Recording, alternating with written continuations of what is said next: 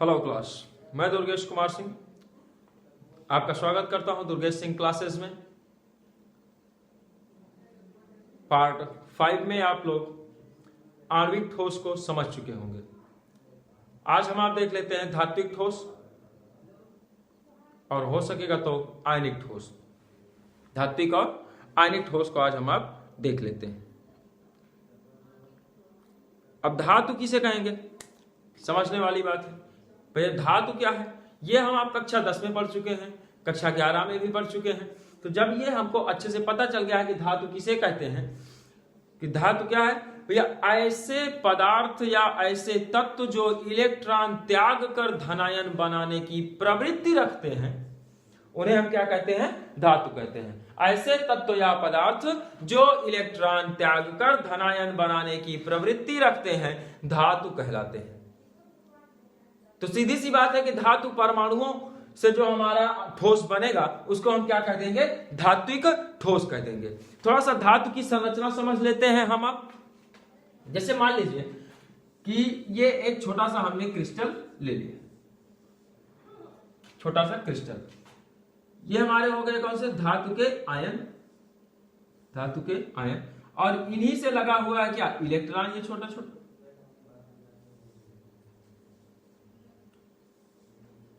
इनके साथ में क्या जुड़ा है, इलेक्ट्रॉन।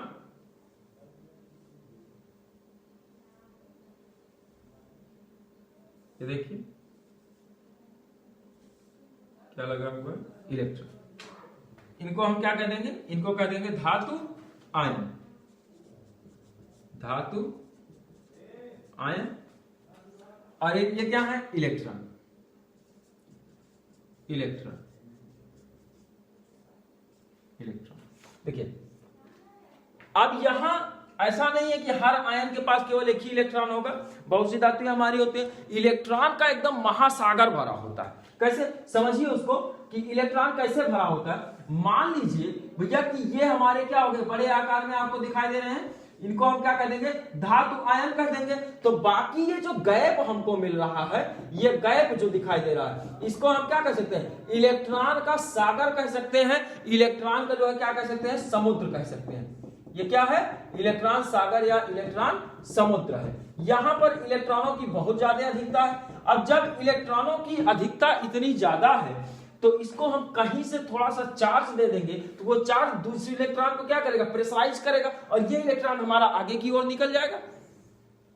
तो हम ये कह सकते हैं कि भैया जिनमें ऐसे ठोस जिनके अवयवी कण धातु के परमाणु होते हैं, ऐसे ठोस जिनके अवयवी कण धातु परमाणु होते हैं, धात्विक ठोस कहलाते हैं। क्या कहलाते हैं, धात्विक ठोस कहलाते हैं।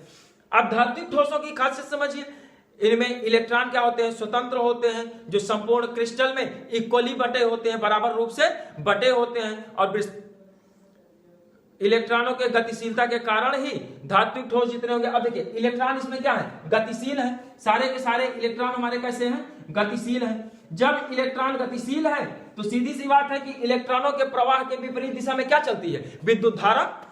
तो अब जब इलेक्ट्रॉन को कहीं से एक आध इलेक्ट्रॉन पीछे से आके धक्का मारेगा तो ये क्या करेंगे, आगे की तरफ बढ़ जाएंगे। तो अगर ये इस दिशा में आगे की तरफ बढ़ रहे हैं तो इनके विपरीत दिशा में विद्युत धारा चलने लगेगी।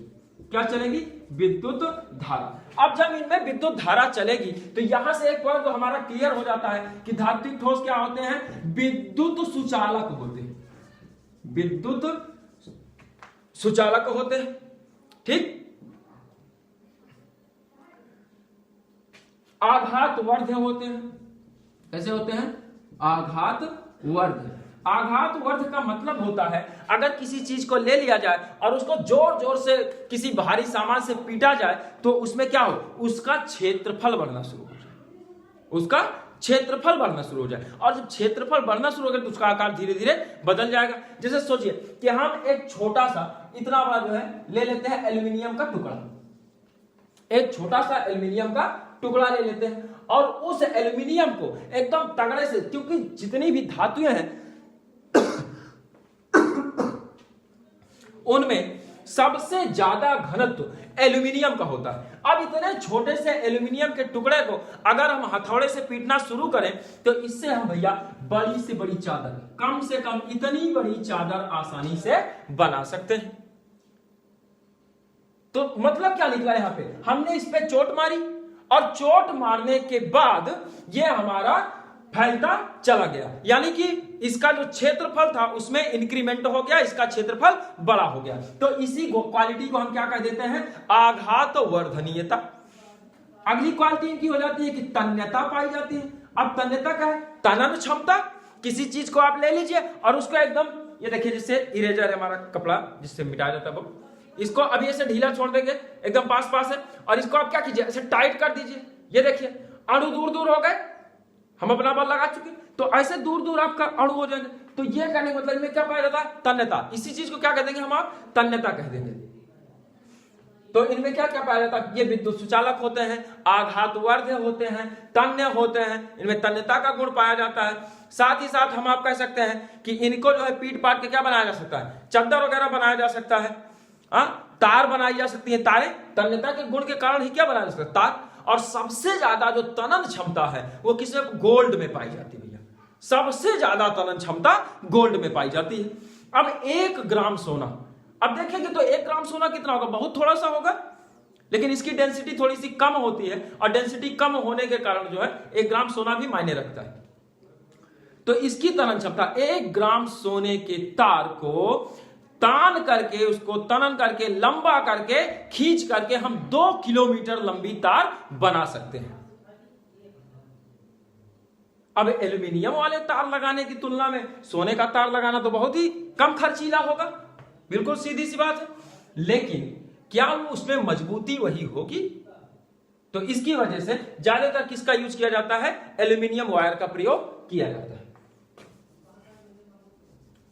अगर इनकी डिफिनीशन आप लिखना चाहते हैं तो लिखिए, ऐसे ठोस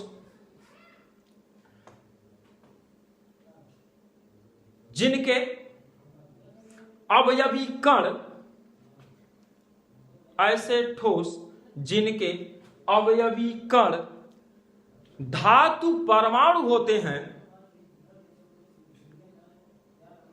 धात्विक ठोस कहलाते हैं। जैसे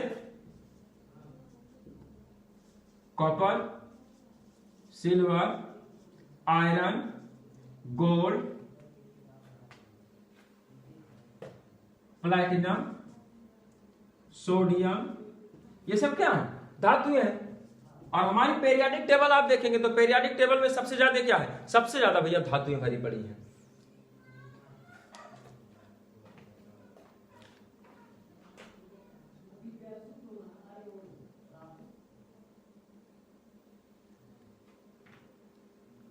क्लियर हो गया होगा।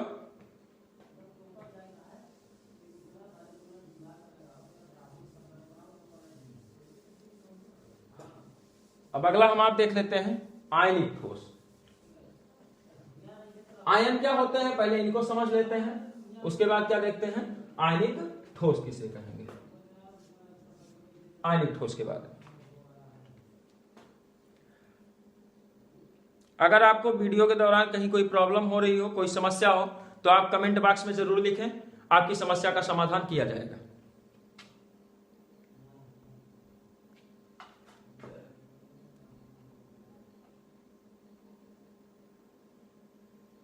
चलिए आयनिक ठोस क्या होता है, ऐसे ठोस जिनके अवयवी कण आयन होते हैं। आयन हमारे 2 प्रकार के होते हैं। कौन कौन से आयन होते हैं भैया, आयन 2 तरीके के, धन आयन और दूसरा क्या होता है ऋण आयन। धन आयन कब बनता है, जब कोई भी परमाणु ऑक्सीडाइज हो जाता है या इलेक्ट्रॉन त्याग देता है। कोई भी एटम जब इलेक्ट्रॉन, जैसे एग्जांपल में समझिए Na है, सोडियम एक प्रकार का परमाणु है। अब ये क्या करे कि अपना अष्टक पूर्ण करने के आधार पे, अपना अष्टक पूरा करने के लिए, नियान की तरह, नियान का इलेक्ट्रॉनिक विन्यास पाने के लिए ये अपने आउटर मोस्ट सेल से 1 इलेक्ट्रॉन डोनेट कर दे।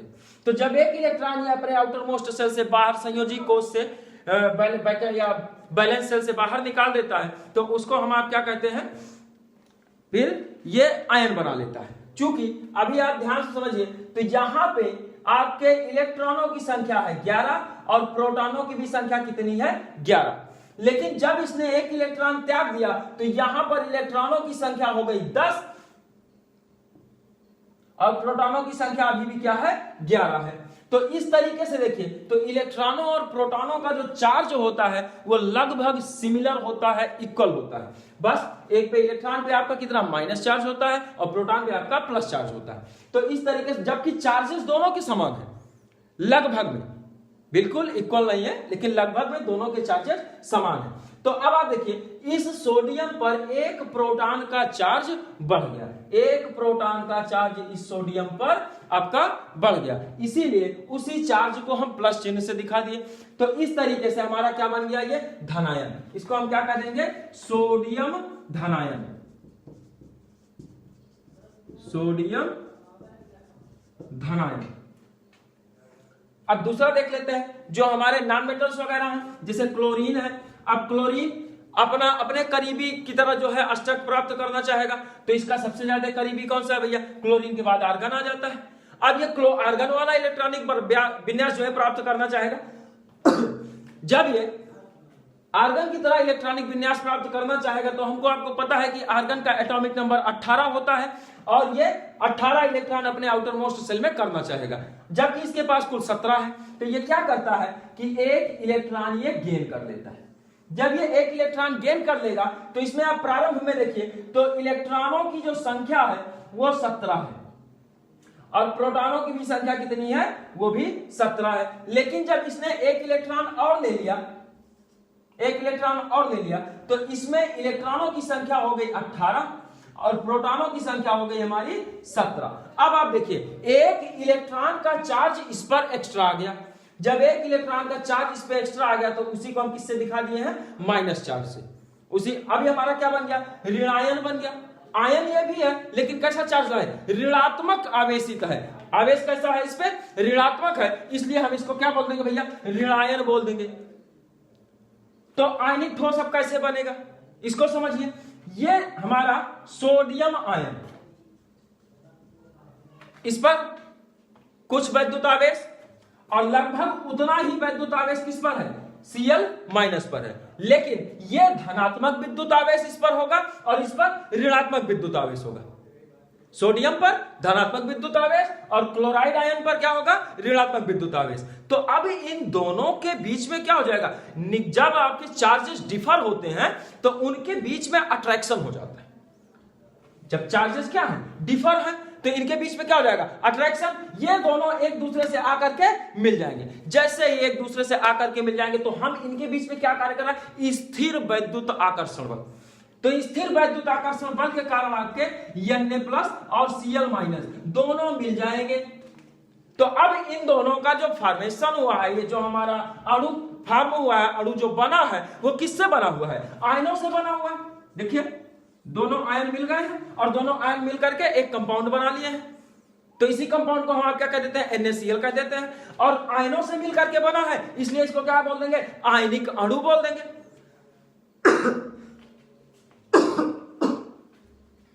आयनिक अणु कह देंगे। तो आयनिक ठोस क्या होगा भाई, बिल्कुल आसानी से डिफाइन कर सकते हैं इसको हम आप, कि ऐसे ठोस जिनके अवयवी कण धनायन व ऋणायन होते हैं, उन्हें आयनिक ठोस कहा जाता है। इनका लक्षण क्या होगा, आयनिक ठोस जो होंगे वो विद्युत कुचालक होंगे, शुष्क अवस्था में विद्युत कुचालक होंगे, लेकिन गलित अवस्था या फिर जलीय विलयन में धारा के सुचालक हो जाएंगे।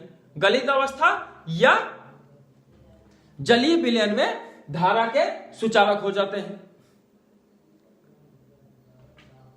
ये ठोस होते हैं, बहुत ही कठोर होते हैं, लेकिन भंगुर होते हैं। क्या क्या होती है इनकी क्वालिटीज नोट कर लेते हैं। उम्मीद करता हूं टॉपिक आपके समझ में आ रहा होगा। जैसे आयनिक ठोसों की सबसे पहली क्वालिटी किससे बने होते हैं भैया, धनायन व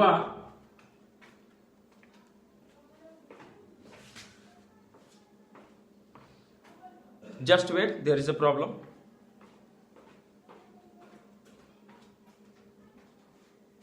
इनका बता दिया करें जितनी देर हम काम करें उतनी देर उनकी खावा करें।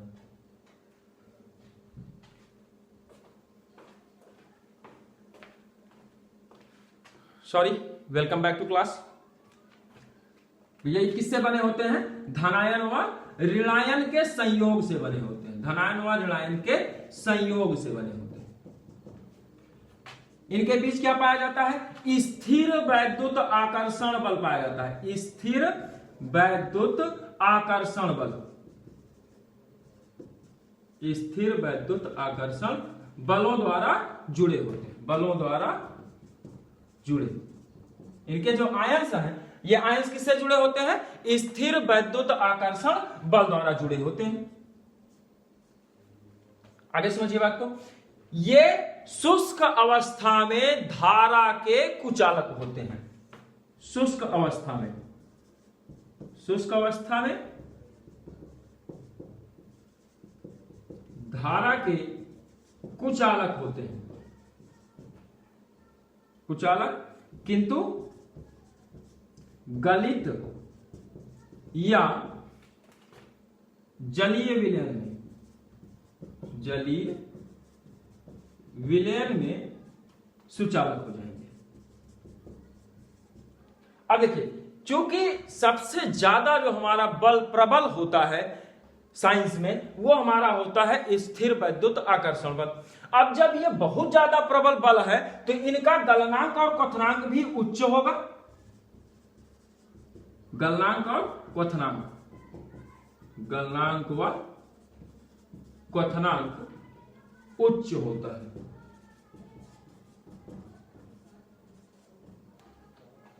गलनांक व क्वथनांक उच्च होता है। नोट कर लीजिए आप। और उम्मीद करता हूं कि आपको वीडियो पसंद आया होगा। अगर आप मेरे चैनल पर नए हैं तो चैनल को सब्सक्राइब कीजिए, लाइक कीजिए, दोस्तों के साथ शेयर कीजिए। अभी से जो क्लासेज आपकी प्रारंभ में चल रही हैं, थोड़ी सी थ्योरेटिकल आपको लगेंगी, उबाऊ टाइप, लेकिन भरोसा रखिए बहुत ही इंटरेस्टिंग क्लास मैं आपको देने वाला हूं। थोड़ा सा किस पोर्शन में पहुंच जाएं? डेरिवेशनल पोर्शन में पहुंच जाइए चैप्टर के। उसके बाद देखिए आपको एकदम इंटरेस्टिंग क्लासेस दूंगा। एक बार में आपको सॉलिड से रिलेटेड, किसी भी चैप्टर से रिलेटेड सारी की सारी बातें एक बार में समझाने का प्रयास करूंगा। लगे रहिए मेरे साथ और हम आप मिल करके जो है इस बोर्ड एग्जाम को एकदम फाड़ के रख देंगे। एकदम तगड़ा वाला जो है हम क्या करेंगे, तगड़ा वाला नंबर लेकर के आएंगे और अपने अपने कॉलेज के टॉपर बन के दिखाएंगे। जिस केमिस्ट्री से सारे के सारे बच्चे भागते हैं, मैं आपको इस तरीके से केमिस्ट्री सिखा दूंगा कि आप केमिस्ट्री को सबसे आसान सब्जेक्ट मानने लगोगे। आप मेरा हौसला बढ़ाते रहिए, मैं आपकी मदद करता रहूंगा। धन्यवाद।